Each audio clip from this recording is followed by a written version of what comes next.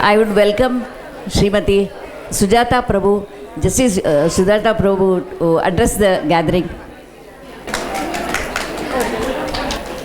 ಹಾಸ್ಯದ ಊರುಣವನ್ನು ತುಂಬಿದಂತಹ ಸಿಹಿಯನ್ನು ಉಂಡಂತಹ ನಿಮ್ಮೆಲ್ಲರಿಗೂ ಯಾವುದೇ ಒಂದು ಸಂದೇಶವನ್ನಾಗಲಿ ಅಥವಾ ಭಾಷಣವನ್ನಾಗಲಿ ಮಾಡಿ ನಿಮ್ಮನ್ನು ಬೋರ್ ಮಾಡಲಿಕ್ಕೆ ನಾನು ಇಷ್ಟಪಡೋದಿಲ್ಲ. ಇದೀಗ ನೀವೆಲ್ಲರೂ ಆ ಸವಿಯನ್ನು ಸವಿಯುತ್ತಾ ಈ ಕಾರ್ಯಕ್ರಮದಿಂದ ಬಹಳ ಚಿಂತನೆಯನ್ನು ಮಾಡ್ತಾ ಹೋಗಬೇಕಾಗತ್ತೆ. ಯಾಕಂದರೆ ಈ ಪ್ಯಾನಲಿಸ್ಟ್ ಇವತ್ತು ಏನನ್ನು ತಮ್ಮ ಮುಂದೆ ಇಟ್ಟಿದ್ದಾರೆ ಅದೆಲ್ಲವೂ ಹಾಸ್ಯಲೇಪಿತವಾಗಿದ್ದರೂ ಕೂಡ ಅದರಲ್ಲಿರುವಂತಹ ಗೂಢಾರ್ಥ, ಅದರಲ್ಲಿರುವಂತಹ ನೈಜ ಜೀವನದ ಚಿತ್ರಣದ ನಿರೂಪಣೆಯನ್ನು ನಾವೆಲ್ಲರೂ ಸೂಕ್ಷ್ಮವಾಗಿ ಆಳವಾಗಿ ಗಮನಿಸಬೇಕು. ನಾನಿಲ್ಲಿ ಒಂದು ಸ್ಪೀಚ್ನ ಬರ್ಕೊಂಡು ಬಂದೆ, ಅದು ಇಂಗ್ಲೀಷ್ನಲ್ಲಿ. ಆದರೆ ಇಲ್ಲಿ ಬಂದ ಕೂಡಲೇ ಇಲ್ಲಿ ನೆರೆದಿರ್ತಕ್ಕಂತಹ ಎಲ್ಲ ಪ್ರತಿಭಾನ್ವಿತ ಮಹಿಳೆಯರನ್ನು ನೋಡಿದ ಕೂಡಲೇ ಹಾಗೂ ಪ್ಯಾನಲಿಸ್ಟ್ ಎಲ್ಲರೂ ಮಾತನಾಡಿದಂತಹ ವಿಷಯಗಳನ್ನು ಕೇಳಿದ ಮೇಲೆ ನನಗೂ ಕೂಡ ಕನ್ನಡದಲ್ಲೇ ಮಾತಾಡಬೇಕು ಅಂತ ಸ್ಫೂರ್ತಿ ಬಂತು. ಈ ಒಂದು ಸುಂದರ ಸಮಾರಂಭಕ್ಕೆ ಒಂದು ಆಯೋಜಕರಾಗಿ ನಿಂತಂತಹವರು ಲಯನ್ ಭಾರತಿ ನಾಗೇಶ್, ಲಯನ್ ಪ್ರಭಾಮೂರ್ತಿ ಅವರು IFWLನ ಅಧ್ಯಕ್ಷರು ಕೂಡ. ಈ ಎರಡೂ ಸಂಸ್ಥೆಗಳೊಂದಿಗೆ ನನ್ನ ಸಂಬಂಧ ಸಂಪರ್ಕ ಬಹಳ ಆಳವಾಗಿ ಬೇರೂರಿದೆ. IFW ಬಗ್ಗೆ ನಾನು ನಿಮಗೆಲ್ಲ ಏನೂ ಹೇಳಬೇಕಾಗೇ ಇಲ್ಲ. ನಾನು ವಕೀಲ ವೃತ್ತಿಯನ್ನು ಪ್ರಾರಂಭಿಸಿದಾಗಿನಿಂದ ನನ್ನ ಜೋಡಣೆ ಅದರೊಂದಿಗೆ ಇದ್ದೇ ಇದೆ. ಈಗ ಕೆಲವು ವರ್ಷಗಳಿಂದ ನಾನು ಅಲ್ಲಿ ನೇರ ಇಲ್ಲದೇ ಇರಬಹುದು, ಆದರೆ ನಮ್ಮ ಆ ಮಧುರ ದಿನಗಳು, ಆ ಒಂದು ನಿಜವಾದಂತಹ ನಮ್ಮ ಸೇವೆಯನ್ನು ಅಂದರೆ ವಕೀಲಿ ಸೇವೆಯನ್ನು ನಾವು ಮಾಡಲಿಕ್ಕೆ ಅಂತ ಹೊರಟಾಗ ನನ್ನ ಹುರಿದಂಬಿಸಿದಂತಹ ಹಿರಿಯ ಮಹಿಳಾ ವಕೀಲರು ಹಾಗೂ ನನ್ನ ಸಹೋದ್ಯೋಗಿಗಳಂತಹ ಮಹಿಳಾ ವಕೀಲರು ಹಾಗೂ ಎಲ್ಲ ಸಹೋದ್ಯೋಗಿಗಳು ಕೂಡ ನನಗೆ ಇಂದು ಸಹಿತ ನನ್ನ ನೆನಪಿನಲ್ಲಿ ಬಹಳ ಚೆನ್ನಾಗಿ ನಿಂತಿದ್ದಾರೆ. ಅವರೆಲ್ಲರಿಗೂ ಕೂಡ ನಾನು ಚಿರಋಣಿಯಾಗಿದ್ದೇನೆ. ಈ ಒಂದು ಕಾರ್ಯಕ್ರಮಕ್ಕೆ ನನ್ನನ್ನು ಆಹ್ವಾನಿಸಿದಾಗ ಇದು ಬಹಳ ದಿವಸದಿಂದ ಪೆಂಡಿಂಗ್ ಇತ್ತು. ಲಯನ್ ಪ್ರಭಾಮೂರ್ತಿಯವರು ಮತ್ತು ಲಯನ್ ಭಾರತಿ ನಾಗೇಶ್ ಅವರು ನನ್ನನ್ನು ಸುಮಾರು 10 ವರ್ಷಗಳಿಂದ ನಮ್ಮ ಒಂದು ಕಾರ್ಯಕ್ರಮಕ್ಕೆ ಬರಬೇಕು ಅಂತ ಆಮಂತ್ರಣ ನೀಡ್ತಾನೇ ಇದ್ದರು. ಅದು ಕೆಲವಾರು ಕಾರಣಗಳಿಂದ ಆಗ್ತಾನೇ ಇರಲಿಲ್ಲ. ಆದರೆ ಈ ದಿನ ಒಂದು ಅದ್ಭುತವಾದಂತಹ ಒಂದು ನನಗಂತಹ ಒಂದು ಸಂತೋಷವನ್ನು ಕೊಡುವಂತಹ ಒಂದು ಸುಮಧುರ ದಿನ ಅಂತ ನನ್ನ ಜೀವನದಲ್ಲಿ. ಯಾಕಂದರೆ ಎರಡು ಸಂಸ್ಥೆಗಳು ಇಲ್ಲಿ ಒಗ್ಗಟ್ಟಾಗಿ ನಿಂತು ಈ ಮಹಿಳಾ ದಿನಾಚರಣೆಯನ್ನು ಆಚರಿಸ್ತಾ ಇದೆ. ಮಹಿಳಾ ದಿನಾಚರಣೆಯ ಮೂಲವನ್ನು ಹುಡುಕ್ತಾ ಹೊರಟ್ರೆ ನಾವು ಇತಿಹಾಸದ ಪುಟಗಳನ್ನು ಕೆದಕಿದಾಗ ನಮಗೆ ಗೋಚರಿಸುವುದು ಕಾರ್ಮಿಕ ಚಳುವಳಿಯ ಮೂಲಕ ಈ ವೇಗ ಅಂದರೆ ಕ್ರಿಯಾಶೀಲತೆಯ ವೇಗವನ್ನು, ಮಹಿಳೆಯರ ಸಬಲೀಕರಣವನ್ನು, ಲಿಂಗ ಸಮಾನತೆಯನ್ನು ಸ್ಥಾಪಿಸುವಲ್ಲಿ ಬಹಳಷ್ಟು ಒಂದು ಸಾರ್ಥಕವಾದಂತಹ ಒಂದು ಗುರುತರವಾದ ಹೆಜ್ಜೆಯನ್ನು ಇಡ್ತಾ ಬಂತು. ಮೊಟ್ಟ ಮೊದಲಿಗೆ ಇದು 1908ರಲ್ಲಿ ರಾಷ್ಟ್ರೀಯ ಮಟ್ಟದಲ್ಲಿ ಮಹಿಳಾ ದಿನಾಚರಣೆಯನ್ನು ಅಮೇರಿಕಾ ದೇಶದಲ್ಲಿ ಆಚರಿಸಲಾಯಿತು. ಆನಂತರ ಅದನ್ನು ಅಂತಾರಾಷ್ಟ್ರೀಯ ಮಟ್ಟದಲ್ಲಿ ಆಚರಿಸಬೇಕು ಅಂತ 1910ರಲ್ಲಿ ತೀರ್ಮಾನಿಸಿ 1911ರಲ್ಲಿ ಅನೇಕ ರಾಷ್ಟ್ರಗಳಲ್ಲಿ ಅಂತಾರಾಷ್ಟ್ರೀಯ ಮಹಿಳಾ ದಿನಾಚರಣೆಯನ್ನು ಪ್ರಾರಂಭ ಮಾಡಿತು. ಈ ಒಂದು ಆಚರಣೆಯನ್ನು ನಡೆಸಲಿಕ್ಕೆ ಮೂಲ ಉದ್ದೇಶ ಏನು ಅಂದರೆ ಮಹಿಳೆಯಲ್ಲಿ ಅಡಗಿರುವಂತಹ ಪ್ರತಿಭೆಯನ್ನು ಗುರುತಿಸುವುದು, ಆ ಮಹಿಳೆಯರನ್ನು ಸತ್ಕರಿಸುವುದು, ಅವರನ್ನು ಅಭಿನಂದಿಸುವುದು, ಮತ್ತಷ್ಟು ಪ್ರೋತ್ಸಾಹಿಸುವುದು, ಅವರಂತೆ ಇನ್ನೊಬ್ಬರು ಸಹಿತ ಅವರ ಒಂದು ದಾರಿಯನ್ನು ಅನುಸರಿಸಬೇಕು ಅಂತ ಅವರಲ್ಲಿ ಉಳಿದವರಿಗೂ ಸಹ ಒಂದು ಬೆಂಬಲವನ್ನು ನೀಡುವುದು ಮತ್ತು ಲಿಂಗ ಸಮಾನತೆ ಸಬಲೀಕರಣವನ್ನು ಹೆಚ್ಚಾಗಿ ಮಾಡುವುದು. ಈ ಎಲ್ಲವನ್ನು ಮಹಿಳಾ ದಿನಾಚರಣೆಯ ಪ್ರಥಮ ಪ್ರಾತಿನಿಧ್ಯವಾಗಿ ಆಚರಿಸಲಿಕ್ಕೆ ಪ್ರಾರಂಭ ಮಾಡಿದಾಗ 1975ರಲ್ಲಿ ಯುನೈಟೆಡ್ ನೇಷನಲ್ಲಿ 8ನೇ ಮಾರ್ಚನ್ನು ಅಂತಾರಾಷ್ಟ್ರೀಯ ಮಹಿಳಾ ದಿನ ಅಂತ ಘೋಷಿಸಲಾಯಿತು. ಅಂದಿನಿಂದ ಜಾಗತಿಕ ಮಟ್ಟದಲ್ಲಿ ಮಹಿಳಾ ದಿನಾಚರಣೆಯನ್ನು ಆಚರಿಸ್ತಾ ಬರ್ತಾ ಇದೆ. ಮಹಿಳೆಯರ ಒಗ್ಗಟ್ಟು, ಮಹಿಳೆಯರ ಐಕ್ಯಮತೆ, ಅದರಿಂದ ಬರುವ ಪ್ರಯೋಜನಗಳನ್ನು ಜಾಗತಿಕ ಮಟ್ಟದಲ್ಲಿ ಮಹಿಳಾ ದಿನಾಚರಣೆಯನ್ನು ಅಂತಾರಾಷ್ಟ್ರೀಯ ಮಟ್ಟದಲ್ಲಿ ಆಚರಿಸ್ತಾ ಇರೋದ್ರಿಂದ ನಾವು ಬಹಳಷ್ಟು ಅನುಕೂಲಗಳನ್ನು ಕಂಡಿದ್ದೇವೆ. ಅನಿಸುವುದು ನಮಗೆ ಅದು ಬಂದಿರುವಂತಹದ್ದು, ನಮ್ಮ ರಕ್ತದಲ್ಲಿ ಬಂದಿರುವಂತಹದ್ದು. ಅದನ್ನು ನಾವು ನೋಡಿದ್ವಿ. ಈ 2 ಸಂಸ್ಥೆಗಳು ನಡೆಸಿದಂತಹ ಒಂದು ಕಾರ್ಯಕ್ರಮದಲ್ಲಿ ಅನೇಕ ಪ್ರತಿಭಾನ್ವಿತ ಮಹಿಳೆಯರನ್ನು ಗೌರವಿಸಲಾಯಿತು. ಇನ್ನೂ ವಕೀಲರನ್ನು ಗೌರವಿಸುವುದು ಇದೆ. ಈ ಒಂದು ಗೌರವ ಅಂತ ಹೇಳೋದು ನಾವು ನಮ್ಮ ಒಂದು ಕಾನೂನಿನಲ್ಲಿ ನಾವು ಮೂಡಿಸಿದ್ರೆ ಆಗೋದಿಲ್ಲ, ಅಥವಾ ನಮ್ಮ ಸಂವಿಧಾನವನ್ನು ತಿದ್ದುಪಡಿ ಮಾಡಿದ್ರೆ ಆಗೋದಿಲ್ಲ. ಇದರಲ್ಲಿ ನಾವು ಮುಂದೆ ಬರಬೇಕಾದ್ರೆ ನಮ್ಮ ಹಿಂದಿನ ಜನಾಂಗದವರು ಪಟ್ಟಂತಹ ಪರಿಶ್ರಮ ಏನು ಅಂತ ನಾವು ತಿಳ್ಕೋಬೇಕು.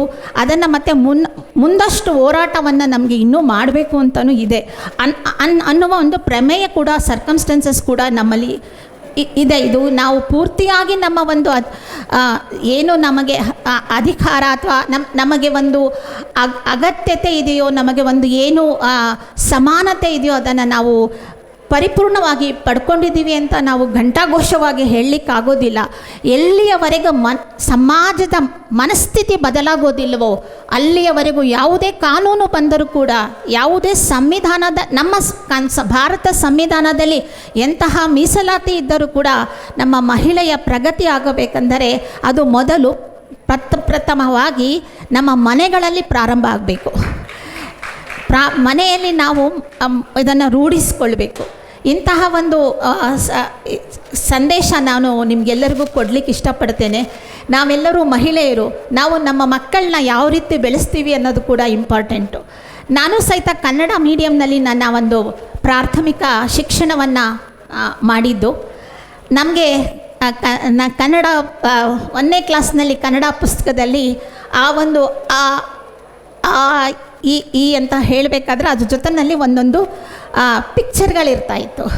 ಅಲ್ಲಿ ಅವನು ಕಮಲ, ಅವಳು ಕಮಲ ಅಂತ ಇದ್ದಾಗ, ಕಮಲ ಅನ್ನೋಳು ಒಂದು ಒಲೆ ಊದ್ತಾ ಇರೋದು ಅಥವಾ ಅಡುಗೆ ಮಾಡ್ತಾ ಇರೋವಂಥ ಒಂದು ಪಿಕ್ಚರ್ ಇರ್ತಾಯಿತ್ತು, ಚಿತ್ರ ಇರ್ತಾಯಿತ್ತು. ಅದೇ ಇವನು ಬಸವ ಅಂತ ಹೇಳಿದಾಗ ಅಲ್ಲಿ ಅವನು ಆಟ ಆಡ್ತಾ ಇರೋದು, ಬ್ಯಾಟ್ ಆ್ಯಂಡ್ ಬಾಲ್ ಹಿಡ್ಕೊಂಡು ಆಟ ಆಡ್ತಾ ಇರೋ ಥರ ಒಂದು ಚಿತ್ರ ಇರ್ತಾಯಿತ್ತು. ಅಂದರೆ ಆ ಮನೆಯಲ್ಲಿ ಲಿಂಗ ಸಮಾನತೆ ಎಲ್ಲಿ ಬರುತ್ತೆ? ಮಕ್ಕಳನ್ನ ನಾವು ಆ ರೀತಿ ಬೆಳೆಸಿದಾಗ ಲಿಂಗ ಸಮಾನತೆ ಎಲ್ಲಿ ಬರುತ್ತೆ? ಅದನ್ನು ನಾವು ಪ್ರಾರಂಭ ಹಂತದಲ್ಲಿ ನಾವು ಜನನಿ ತಾನೇ ಮೊದಲ ಗುರುವು, ಜನನಿಯಿಂದ ಪಾಠ ಕಲಿತ ಜನರು ಧನ್ಯರು. ಸೊ ಪ್ರಥಮವಾಗಿ ತಾಯಿ ತನ್ನ ಮಕ್ಕಳನ್ನು ಹೇಗೆ ಬೆಳೆಸ್ತಾಳೆ ಅನ್ನೋದ್ರ ಮೇಲೆ ನಮ್ಮ ಸಮಾಜ ಬೆಳೆಯುತ್ತೆ. ಅದರಿಂದ ನಾನು ಹೇಳೋದು, ನಮ್ಮ ಸಮಾಜ ಉದ್ಧಾರ ಚೆನ್ನಾಗಿ ಬೆಳೀಬೇಕು ಅಂದರೆ ಮಹಿಳೆಯ ಪಾತ್ರ ಬಹಳಷ್ಟು ದೊಡ್ಡದು. ಮಹಿಳೆ GS ಶಿವರುದ್ರಪ್ಪನವರು ವರ್ಣಿಸ್ತಾರೆ ಮಹಿಳೆನ, ಸ್ತ್ರೀ ಅಂದರೆ ಏನು ಅಂತ. ಆಕಾಶದ ನೀಲಿಯಲ್ಲಿ, ಚಂದ್ರ ತಾರೆಗಳ ತೊಟ್ಟಿಲಲ್ಲಿ ಬೆಳಕನಿಟ್ಟು ತೂಗುವಾಗೆ ನಿನಗೆ ಒಂದು ಹೆಸರು ಬೇಕೆ, ಸ್ತ್ರೀ ಎಂದರೆ ಸಾಲದೆ ಅಂತ ಹೀಗೆ ಹೇಳ್ಕೊಂಡು ಹೋಗ್ತಾರೆ. ಸ್ತ್ರೀಯನ್ನು ಬಹಳ ರೀತಿಯಲ್ಲಿ ಅವರು ವರ್ಣಿಸ್ತಾ ಹೋಗ್ತಾರೆ. ಸೊ ತೊಟ್ಟಲನ್ನು ತೂಗುವಂತಹ ಕೈ ಜಗವನ್ನೂ ತೂಗಬಲ್ಲದು ಅನ್ನೋದನ್ನು ಅವರು ನಿರೂಪಿಸಿದ್ದಾರೆ. ಸೊ ಎಲ್ಲರಿಗೂ ಸಹಿತ ಮಹಿಳೆಯರಿಗೆ ಈ ಒಂದು ಶಕ್ತಿ ಅವರಲ್ಲಿ ಅಡಕವಾಗಿದೆ. ಅದನ್ನು ನಾವು ಗುರುತಿಸಿ ಅದನ್ನು ನಾವು ಉದ್ದಾಪನೆ ಮಾಡಬೇಕಾಗುತ್ತೆ. ಆಗಷ್ಟೇ ಸಹಿತ ನಮಗೆ ಅದು ಪರಿಣಾಮಕಾರವಾಗಿ ಯಶಸ್ವಿಯಾಗಿ ಕೆಲಸ ಮಾಡಬಹುದು. ನಿಮ್ಮೆಲ್ಲರಿಗೂ ಗೊತ್ತಿದೆ, ಇಲ್ಲಿರೋರೆಲ್ಲ ಸುಮಾರು ಜನ ವಕೀಲರಿದ್ದಾರೆ. ಅವರೆಲ್ಲರೂ ಕೂಡ ಅವ್ರಿಗೆಲ್ಲರಿಗೂ ತಿಳಿದಂತಹ ವಿಷಯನೇ ಇದು. ನಾವು ಎಷ್ಟು ಕಷ್ಟವನ್ನು ಪಡಬೇಕಾಯಿತು. ಈ ಸ್ಥಾನದಲ್ಲಿ ನಿಂತು ನಾನು ಒಂದು ನಿವೃತ್ತ ಹೈಕೋರ್ಟ್ನ ನಿವೃತ್ತ ನ್ಯಾಯಮೂರ್ತಿಯಾಗಿ ನಿಂತು ಇಲ್ಲಿ ನಿಮ್ಮನ್ನೆಲ್ಲ ಉದ್ದೇಶಿಸಿ ಮಾತನಾಡಬೇಕು ಅಂತಂದರೆ ಅದರ ಹಿಂದೆ ಎಂತಹ ಅನೇಕ ಜನರ ಪರಿಶ್ರಮ, ತಪಸ್ಸು, ತ್ಯಾಗ ಇದೆ ಅಂತ ನಾವು ತಿಳ್ಕೋಬೇಕು. 1916 ರೆಜಿನಾ ಗುಹಾ ಅಂತಹ ಒಂದು ವಕೀಲೆ ತಮ್ಮ ಒಂದು ಲಾ ಕೋರ್ಸ್ನ ಮುಗಿಸಿ ವಕೀಲೆ ಆಗಬೇಕು ಅಂತಹ ಒಂದು ಎನ್ರೋಲ್ಮೆಂಟ್ಗೆ ಅಪ್ಲೈ ಮಾಡಿದಾಗ ಕಲ್ಕತ್ತಾ ಬೆಂಚಿನ ಗೌರವಾನ್ವಿತ 5 ನ್ಯಾಯಮೂರ್ತಿಗಳುಳ್ಳ ಪೀಠ ಅವರ ಒಂದು ಅರ್ಜಿಯನ್ನು ತಿರಸ್ಕರಿಸಿತು. ಯಾಕಂದರೆ ಆಗ ಅಲ್ಲಿ ಇದ್ದಂತಹ ಲೀಗಲ್ ಪ್ರಾಕ್ಟೀಷನರ್ ಆ್ಯಕ್ಟ್ 1879 ಪರ್ಸನ್ಸ್ ಅಂದರೆ ಮಹಿಳೆಯನ್ನು ಪರ್ಸನ್ ಅಂತ ಒಪ್ಕೊಳ್ಳಲಿಲ್ಲ. ಮಹಿಳೆ ಕೋರ್ಟ್ಗಳಲ್ಲಿ ವಾದ ಮಾಡಲಿಕ್ಕೆ ಅರ್ಹಳಲ್ಲ, ಅವಳನ್ನ ಪ್ಲೀಡರ್ ಆಗಿ ನಾವು ಮಾಡಲಿಕ್ಕೆ ಸಾಧ್ಯ ಇಲ್ಲ ಅಂತ ತಿರಸ್ಕರಿಸ್ತು. ಅದು 5 ಜನ ಪ್ರತಿಭಾನ್ವಿತ ಗೌರವಾನ್ವಿತ ನ್ಯಾಯಮೂರ್ತಿಗಳನ್ನುಳ್ಳ ಒಂದು ಕಲ್ಕತ್ತಾ ಹೈಕೋರ್ಟ್ನಲ್ಲಿ ಈ ಒಂದು ತೀರ್ಮಾನ ಬಂತು. ಅದು 1916. ಆನಂತರ ಸುಧಾಂಶು ಹಜಾರ ಎಂಬುವವರು ಅದೇ ರೀತಿ ತಮ್ಮ ಒಂದು ಅರ್ಜಿನ ಸಲ್ಲಿಸ್ತಾರೆ, ನನಗೆ ಎನ್ರೋಲ್ಮೆಂಟ್ ಮಾಡ್ಕೊಳ್ಳಿ, ನಾನು ಸಹಿತ ಕೋರ್ಟ್ನಲ್ಲಿ ಪ್ರಾಕ್ಟೀಸ್ ಮಾಡಬೇಕು ಅಂತ. ಈ ಒಂದು ರೆಜಿನಾ ಗುಹಾ ಅವರ ಕೇಸ್ನ ಆಧಾರದ ಮೇಲೆ ಅವರ ಅರ್ಜಿಯನ್ನು ಸಹಿತ ತಿರಸ್ಕರಿಸಲಾಯಿತು. ಆ ನಂತರ 1923 ಈ ಒಂದು ಲೀಗಲ್ ಪ್ರಾಕ್ಟೀಷನರ್ಸ್ ವುಮೆನ್ ಆ್ಯಕ್ಟ್ ಅಂತ ಬಂದ ಮೇಲೆ ಕಾರ್ನೆಲಿಯಾ ಸೊರಾಬ್ಜಿನಾ, ತಾವೆಲ್ಲರೂ ನೋಡಿದರೆ ಈಗ 100 ವರ್ಷಗಳಾಯಿತು, ಮುಂಬೈ ಯೂನಿವರ್ಸಿಟಿನಲ್ಲಿ ಇದೀಗ ಅವರು ಆ ಒಂದು ಮಹತ್ವಕರವಾದಂತಹ ಒಂದು ಕಾರ್ಯಕ್ರಮವನ್ನು ನಿರೂಪಿಸಿದ್ರು. ಅದನ್ನು ಎಲ್ಲರೂ ಸಹಿತ ವಿಜೃಂಭಣವಾಗಿ ನೆರವೇರಿಸಿದ್ರು. ಅವರು ಪ್ರಪ್ರಥಮ ಮಹಿಳೆಯಾಗಿ ವಕೀಲ ವೃತ್ತಿಯಲ್ಲಿ ತೊಡಗಿಸ್ಕೊಂಡ್ರು. ಅದು 1924 23ರ ಆ ಒಂದು ಶಾಸನ ಬಂದ ಮೇಲೆ, ಅಂದರೆ ಮಹಿಳೆಗೆ ಎಷ್ಟು ಕಷ್ಟ ಇತ್ತು, ನಾವು ಬಂದ ಹಾದಿ ಎಷ್ಟು ಕಷ್ಟವಾಗಿತ್ತು ಅನ್ನೋದನ್ನು ಇದು ನಮಗೆ ತೋರಿಸ್ಕೊಡುತ್ತೆ. ಅದೇ ರೀತಿ ಲಯನ್ಸ್ ಕ್ಲಬ್ಬಲ್ಲೂ ಸಹಿತ ನಾನು 1982-83ರಿಂದ ಲಯನ್ಸ್ ಕ್ಲಬ್ ಜೊತೆಯಲ್ಲಿ ನನ್ನ ಒಂದು ಸಂಬಂಧ. ಆಗ ನಾವೆಲ್ಲರೂ ಸಹಿತ ಲಯನ್ಸ್ ಆಗಿರಲಿಲ್ಲ. ಲಯನ್ಸ್ ಕ್ಲಬ್ಬಲ್ಲೂ ಕೂಡ ಮಹಿಳೆಯರನ್ನು ಸದಸ್ಯತ್ವ ಕೊಡಲಿಕ್ಕೆ ತಗೊಳ್ತಾ ಇರಲಿಲ್ಲ, ಹಿಂಜರಿತಾ ಇತ್ತು. ಯಾಕಂದರೆ ಅವ್ರ ಕಾನ್ಸ್ಟಿಟ್ಯೂಷನ್ ಏನಿತ್ತು, international constitution of Lions club international, ಅದು ಮಹಿಳೆಯರಿಗೆ ಸದಸ್ಯತ್ವವನ್ನು ಕೊಡಲಿಕ್ಕೆ ಒಪ್ಪಿರಲಿಲ್ಲ. 1917 ಲಯನ್ ಮೆಲ್ವಿನ್ ಜೋನ್ಸ್ ಅವರು ಚಿಕಾಗೋದಲ್ಲಿ ಮೊಟ್ಟ ಮೊದಲ ಬಾರಿಗೆ ಲಯನ್ಸ್ ಕ್ಲಬ್ಬನ್ನು ಸ್ಥಾಪನೆ ಮಾಡಿದರೂ ಕೂಡ 1987ರವರೆಗೆ ಆ ಸಂವಿಧಾನದ ಬದಲಾವಣೆ ಆಗಲಿಲ್ಲ. 1987ರಲ್ಲಿ ಬದಲಾವಣೆ ಆಯಿತು ಕಾನ್ಸ್ಟಿಟ್ಯೂಷನ್ನು. ಆಗ ಮಹಿಳೆಯರನ್ನು ಸಹಿತ ಲಯನ್ಸ್ ಮೆಂಬರ್ ಆಗಿ ಸದಸ್ಯತ್ವವನ್ನು ಕೊಟ್ಟು ನಾವು ಸ್ವೀಕರಿಸ್ತೀವಿ ಅಂತ ತಗೊಂಡಾಗ ನನಗೆ ಜ್ಞಾಪಕ ಇದ್ದಂಗೆ ನಾನು ಮತ್ತು ನಮ್ಮ ಹಂಸ ಅವರು ಲಯನ್ಸ್ ಕ್ಲಬ್ ಆಫ್ ಬ್ಯಾಂಗ್ಳೂರು ಜಾಲಹಳ್ಳಿನಲ್ಲಿ ಇಬ್ಬರು ಇದ್ವಿ. ನಾವಿಬ್ಬರು ಆ ಕೂಡಲೇ ಅಪ್ಲಿಕೇಶನ್ನ ಕೊಟ್ಟು ನಾವು ಲಯನ್ಸ್ ಅಂತ ನಾವು ಒಂದು ಸದಸ್ಯತ್ವವನ್ನು ಪಡ್ಕೊಂಡ್ವಿ. ಆಗ Dakshata club, all lion ladies club Dakshata club ಪ್ರಾರಂಭಗೊಂಡು ಭಾರತಿ ನಾಗೇಶ್ವರ ಒಂದು ಲೀಡರ್ಶಿಪ್ನಲ್ಲಿ. ನನಗೆ ಇನ್ನೂ ಜ್ಞಾಪಕ ಇದೆ, lion Ratna Jayaram, lion Rao Vittal, Lalitha Vittal Rao, lion Lalitha Vittal Rao, ಹೀಗೆ ಸುಮಾರು ಜನ. ನಾನು 1987ರಲ್ಲಿ ದಕ್ಷತಾ ಕ್ಲಬ್ಬು, ನಾನು ಅವರೊಂದಿಗೆ ಒಡನಾಟ ಭಾಳ ಚೆನ್ನಾಗಿತ್ತು. ಆಮೇಲೆ ಅದೇ ರೀತಿ ನಮ್ಮ ಲಯನ್ ಪ್ರಭಾಮೂರ್ತಿಯವರು ಜಯನಗರ ಕ್ಲಬ್ನಲ್ಲಿ ಸದಸ್ಯತ್ವವನ್ನು ಪಡ್ಕೊಂಡ್ರು. ಇದೀಗ ನನಗೆ ಗೊತ್ತಿದೆ, ನಾವು ಆ ಲಯನ್ಸ್ ಕ್ಲಬ್ನಲ್ಲಿ ಒಂದು ಡಿಸ್ಟ್ರಿಕ್ಟ್ ಗವರ್ನರ್ ಆಗೋದು ಎಷ್ಟು ಕಷ್ಟ. ಅಲ್ಲಿನ ಎಲೆಕ್ಷನನ್ನು ನಾವು ಅದರಲ್ಲಿ ಯಾವ ರೀತಿ ನಾವು ಅದನ್ನು ಆ ಎಲೆಕ್ಷನಲ್ಲಿ ಗೆದ್ದು ಬರೋದು ಅನ್ನೋದು ಒಂಥರ ಯಕ್ಷ ಪ್ರಶ್ನೆಯಾಗಿತ್ತದು. ಅದನ್ನು ಅಲ್ಲಿ ಏನಾಗುತ್ತೆ, ಯಾರಿಗೆ ಓಟ್ ಹಾಕ್ತಾರೆ ಏನು ಗೊತ್ತಾಗ್ತಾನೆ ಇರಲಿಲ್ಲ. ಅಂತಹ ಒಂದು ಕಠಿಣವಾದಂಥ ಎಲೆಕ್ಷನ್ನ ಗೆದ್ದು ಮಹಿಳೆಯರು ಡಿಸ್ಟ್ರಿಕ್ಟ್ ಗವರ್ನರ್ ಆಗಿ, ಇವತ್ತು ನನಗೆ ಹೇಳಿದ್ರು 12 ಜನ ಡಿಸ್ಟ್ರಿಕ್ಟ್ ಗವರ್ನರ್ಗಳಿದ್ದಾರೆ ಮಹಿಳೆಯರು ಅಂತ. ಇದು ನಿಜಕ್ಕೂ ಸಹಿತ ಒಂದು ಅದ್ಭುತ ಸಾಹಸ. ಏಕೆಂದರೆ ಅದು ಅಷ್ಟು ಸುಲಭದ ಒಂದು ಕೆಲಸವಲ್ಲ, ಬಹಳಷ್ಟು ಶ್ರಮ ಪಡಬೇಕು. 3 ವರ್ಷ ಅವರು ಬಹಳಷ್ಟು ತಮ್ಮ ಒಂದು ಸ್ವಂತ ಕೆಲಸವನ್ನು ಬಿಟ್ಟು ಎಲ್ಲವನ್ನು ತ್ಯಾಗ ಮಾಡಿ ಒಂದು ದುಡಿಬೇಕಾಗುತ್ತೆ. ಅಂತಹ ಒಂದು ಸಾಧನೆಯನ್ನು ನಮ್ಮ ಲಯನ್ಸ್ ಮೆಂಬರ್ಸ್ಗಳು ಮಾಡಿದ್ದಾರೆ. ಮತ್ತು ಭಾರತಿ ನಾಗೇಶ್ ಅವರು ಮಲ್ಟಿಪಲ್ ಕೌನ್ಸಿಲ್ ಚೇರ್ಮನ್ ಆಗಿ ಸಹಿತ ಎಲೆಕ್ಟ್ ಆಗಿದ್ದಾರೆ.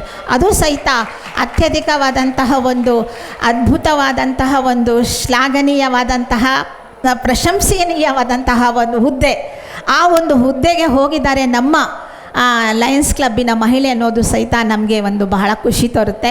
ನಾನು ಈಗಾಗಲೇ ಹೇಳಿದೆ, ನಾವು ಬಹಳಷ್ಟು ಕಷ್ಟಪಟ್ಟು ನಮ್ಮ ಲೀಗಲ್ ಫೀಲ್ಡ್ನಲ್ಲೂ ಸಹಿತ ಬಂದಿದ್ದೀವಿ, ಕಾನೂನು ಕ್ಷೇತ್ರದಲ್ಲಿ. ಈಗ ಇದುವರೆಗೂ ಸಹಿತ ನಮಗೆ ಕಾನ್ಸ್ಟಿಟ್ಯೂಷನ್ ಬಂದರೂ ಕೂಡ 78 ವರ್ಷಗಳಾಗಿದ್ರೂ ಸಹಿತ ನಮ್ಮ ಸಂವಿಧಾನ ಬಂದು ಇದುವರೆಗೂ ಸಹಿತ ನಮ್ಮ ಯಾವುದೇ ಮಹಿಳೆಯ ಚೀಫ್ ಜಸ್ಟಿಸ್ ಆಫ್ ಇಂಡಿಯಾ ಆಗಿಲ್ಲ. ಆದರೆ ನಮಗೆ ಅದರಲ್ಲಿ ಒಂದು ನಿರಾಶೆ, ನಮಗೇನಿತ್ತು ಅತೃಪ್ತಿಕರ ಎಲ್ಲವೂ ಸಹಿತ ಈಗ ನಮಗೆ ಒಂದು ನಿರ್ನಾಮ ಆಗುವಂಥ ಒಂದು ಸ್ಥಿತಿ ಇದೆ. ಯಾಕಂದರೆ ಈಗ 2027ರಲ್ಲಿ ನಮ್ಮ ಕರ್ನಾಟಕದವರೇ ಆದಂತಹ ಕರ್ನಾಟಕ ಹೈಕೋರ್ಟಿನ ಜಡ್ಜ್ ಅವರಾದಂತಹ ಆನರಬಲ್ ಶ್ರೀಮತಿ ಜಸ್ಟಿಸ್ BV ನಾಗರತ್ನವರು ಪ್ರಥಮ ಮಹಿಳಾ ಚೀಫ್ ಜಸ್ಟಿಸ್ ಆಫ್ ಇಂಡಿಯಾ ಆಗಿ ಆಯ್ಕೆ ಆಗಲಿದ್ದಾರೆ. ಯಾಕಂದರೆ ಇದುವರೆಗೂ ನಾವು ನೋಡಿದ್ದೀವಿ ಎಷ್ಟು ಪ್ರೈಮ್ ಮಿನಿಸ್ಟರ್ಸ್ ಬಂದಿದ್ದಾರೆ, ಮಹಿಳಾ ಪ್ರೈಮ್ ಮಿನಿಸ್ಟರ್ಸು, ಮಹಿಳಾ ಪ್ರೆಸಿಡೆಂಟ್ಸ್ಗಳು ಬಂದಿದ್ದಾರೆ, ಮಹಿಳಾ ಪ್ರೈಮ್ ಮಿನಿಸ್ಟರ್ ಬಂದಿದ್ದಾರೆ. ಆದರೆ ವಿರೋಧ ಸಭೆಯಲ್ಲೂ ಕೂಡ ವಿರೋಧ ಪಕ್ಷದ ನಾಯಕರಾಗಿ ಮಹಿಳೆಯರಿದ್ದಾರೆ. ಎಂತೆಂತಹ ಅತ್ಯುನ್ನತ ಸ್ಥಾನಮಾನಗಳನ್ನು ಗಳಿಸಿದ್ದಾರೆ. ಆದರೆ ನಮ್ಮ ಭಾರತ ದೇಶದ ಸಂವಿಧಾನ ಬಂದು 78 ವರ್ಷಗಳಾದರೂ ಕೂಡ ಮಹಿಳೆ ಚೀಫ್ ಜಸ್ಟಿಸ್ ಇರಲಿಲ್ಲ. ಅದು ಭಾರತದಲ್ಲಿ ಚೀಫ್ ಜಸ್ಟಿಸ್ ಆಫ್ ಇಂಡಿಯಾ ಒಂದು ಹುದ್ದೆ ಎಷ್ಟು ಪ್ರಾಮುಖ್ಯತೆಯನ್ನು ಪಡೆದಿದೆ. ಅಂತಹ ಹುದ್ದೆಯನ್ನು ಅಲಂಕರಿಸಲಿಕ್ಕೆ ನಮಗೆ ಈಗ ನಮ್ಮ honourable justice BV Nagarathna madam ಅವರು ಇದ್ದಾರೆ ಅನ್ನೋದು ಸಹಿತ ನಮಗೆ ಅದು ನಮಗೆ ಒಂದು proud moment. It is a moment for us. ಅದೇ ರೀತಿ ಇಂಟರ್ನ್ಯಾಷನಲ್ ಪ್ರೆಸಿಡೆಂಟ್ ಆಗಿ ಐಲ್ಯಾಂಡಿಂದ 2018-19ರಲ್ಲಿ ಮಹಿಳೆ ಐಲ್ಯಾಂಡಿನ ಲಯನ್ರವರು ಆ ಹುದ್ದೆಯನ್ನು ಅಲಂಕರಿಸಿದ್ದಾರೆ. ಇಂಟರ್ನ್ಯಾಷನಲ್ ಪ್ರೆಸಿಡೆಂಟ್ ಆಗುವುದು ಅಂದರೆ ನನಗೆ ನಿಜವಾಗ್ಲೂ ಅದು ಎಷ್ಟು ಕ್ಲಿಷ್ಟಕರ ಅಂತ ನಾನು ವಿಚಾರ ಮಾಡಿದಾಗ ಅಂತಹ ಒಂದು ಸಾಧನೆಯನ್ನು ಮಾಡಿದ್ದಾರೆ. ಈಗಾಗಲೇ ನಾವು ಈಗ ಕೇಳ್ತಾ ಇದ್ವಿ, ಬಾಹ್ಯಾಕಾಶದಲ್ಲಿ 9 ತಿಂಗಳು ಇದ್ಬಿಟ್ಟು ಈಗ ತಮ್ಮ ಒಂದು ಏನು ವೈಜ್ಞಾನಿಕ ಕ್ಷೇತ್ರದಲ್ಲಿ ಏನಿದೆಯಲ್ಲ ಅದರಲ್ಲೂ ಸಹಿತ ಅತ್ಯಂತ ಸಾಧನೆಯನ್ನು ಮಾಡಿ ಸುನೀತಾ ವಿಲಿಯಮ್ಸ್ ಅವರು ಇದೀಗ 2-3 ದಿನಗಳ ಹಿಂದೆ ಭೂಮಿಗೆ ಮರಳಿ ಬಂದಿದ್ದಾರೆ.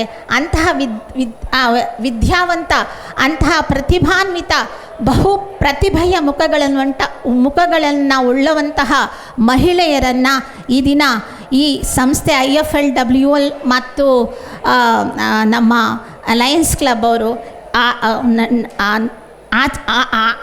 ಆಚರಿಸಿ ಎಲ್ಲರಿಗೂ ಒಂದು ವಿಶಿಷ್ಟವಾದಂತಹ ಸ್ಥಾನವನ್ನು ನಿಮಗೆ ಇದೆ ಅಂತ ತೋರಿಸ್ಕೊಟ್ಟಿದ್ದಾರೆ.